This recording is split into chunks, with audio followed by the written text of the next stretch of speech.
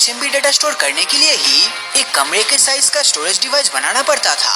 लेकिन आज देखिए, आज एक छोटे से मेमोरी कार्ड में हम एक टीबी से ज्यादा डेटा स्टोर कर लेते हैं। टेक्नोलॉजी इतनी तेजी से डेवलप हो रही है कि कोई नहीं बता सकता कि आने वाले समय में हमारी स्टोरेज कैपेसिटी किस हद तक बदल सकती है और स्टोरेज डिवाइस की साइज कितनी कम की जा सकती है। कुछ साइंटिस्ट का तो ये भी मानना है कि आने वाले भविष्य में हम अपने आसपास की हवा में भी डेटा स्टोर कर पाएंगे। आपका डेटा आपके साथ साथ चलेगा और वो कुछ तरह से एन्क्रिप्टेड होगा कि आपके अलावा उसे कोई दूसरा इंसान एक्सेस नहीं कर पाएगा। हमारे स्मार्टफोन्स भी दिन ब दिन एडवांस होते जा रहे हैं, पर इस टेक्नोलॉजी में नेक्स्ट रेवोल्यूशन है न्यूरालिंक। एलोन मस्क का ये विजन है कि आने वाले समय में इंसान अपना स्मार्टफोन डायरेक्टली अपने दिमाग से कंट्रोल कर पाएगा। दुनिया की कई दूसरी कंपनीज भी एक्सटर्नल मशीन को डायरेक्टली ब्रेन से कनेक्ट करने की टेक्नोलॉजी पर काम कर रही है। दोस्तों, रोबोट्स और एआई को दुनिया का फ्यूचर कहा जा रहा है और आने वाले समय में हमें ये हर जगह दिखने वाला है। जापान में तो ऐसे रोबोट्स बनाने पर काम चल रहा है जिनको आप अपनी मनपसंद शक्ल दे सकते हो।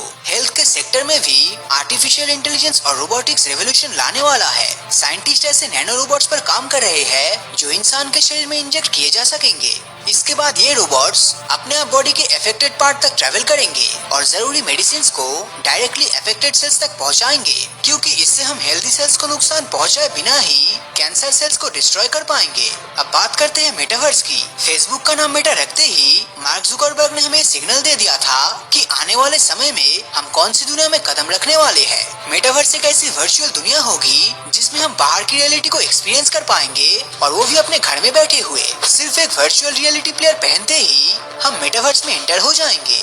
अब जरा बात कर लेते हैं हमारे एनवायरनमेंट की। दोस्तों, ग्लोबल वार्मिंग लगातार बढ़ती जा रही है और चाहे हम कितनी भी कोशिश कर ले, ये बढ़ती ही रहने वाली है। साइंटिस्ट का अनुमान है कि आने वाले 100 सालों में धरती का एवरेज टेम्परेचर 1.5 से 2 डिग्री सेल्सियस तक इंक्रीज हो जाएगा। ऐसे में धरती की बर्फ पिघलती जाएगी और ओशंस का वाटर लेवल इंक्रीज होता जाएगा। आने वाले 100 सालों में हमारे कई बड़े बड़े शहर पानी के अंदर डूब चुके होंगे। CO2 का लेवल एटमॉस्फेयर में बहुत ही ज्यादा बढ़ चुका होगा।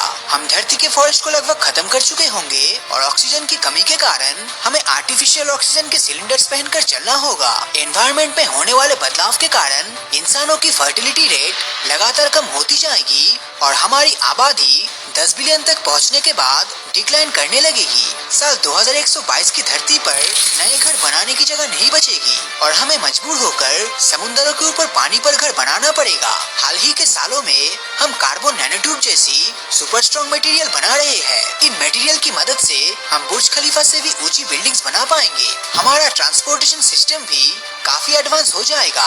बुलेट ट्रेन, मेट्रो और हाइपरलूप तो छोटी बात होगी। हम इंसान बर्ड्स की तरह उड़कर एक जगह से दूसरी जगह जाने में सक्षम होंगे। साल 2017 में जेट सूट का इन्वेंशन हो चुका है और हमने अक्षय कुमार जैसे एक्टर्स को इसे टेस्ट करते हुए भी देखा है। वो दिन दूर नहीं जब हम इस टेक्नोलॉजी को कम्प्लीटली डेवलप कर लेंगे और ये चीज हर इंसान के पहुंच में होगा। इससे हम जब चाहे अपने कन्वीनियंस पर ट्रैवल कर पाएंगे। अब बात चली है ट्रैवलिंग की, तो हम इंसान हमेशा से ही स्पेस ट्रैवल के सपने देखते आ रहे हैं। नासा और इलोन मस्क अपने आने वाले कुछ सालों में मार्स पर इंसानों को भेजने की कोशिश में लगे हुए हैं और अगर सब कुछ सही होता है तो शायद आज से 20 से 25 साल बाद हम मार्स में इंसानों की एक कॉलोनी बनाने में सक्षम होंगे। उस केस में आज से 100 साल बाद हम में से कई लोग धरती पर नहीं बल्कि मार्स पर रह रहे होंगे।